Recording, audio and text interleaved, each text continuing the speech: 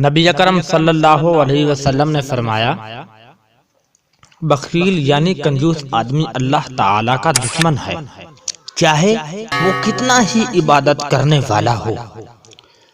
اللہ تعالی قسم کے ساتھ فرماتا ہے کہ میں بخیل کو جنت میں داخل نہیں کروں گا، اور اللہ تعالی تین قسم کے لوگوں کو دشمن سمجھتا ہے۔ ایک بخیل مال رکھنے والا، دوسرا بوڑھا زنا کرنے والا، تیسرا احسان کر کے جتلانے والا۔ بخیل یعنی کنجوس آدمی دنیا میں بھی لوگوں کی نظروں میں ذلیل ہوتا ہے۔ ایسے آدمی کو چاہیے کہ مال کی محبت دل سے نکالے اور ہمت کر کے اچھے کاموں میں اپنا مال خرچ کیا کرے،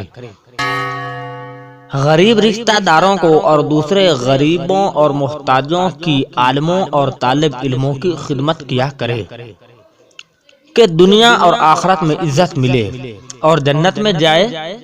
دیکھو حضور پاک صلی اللہ علیہ وسلم فرماتے ہیں، سخی یعنی اچھے کاموں میں مال خرچ کرنے والا اللہ کا دوست ہے، اور وہ دوزخ کی آگ سے دور ہے اور جنت کے قریب ہے، اور جنت میں بڑی بڑی نعمتیں پائے۔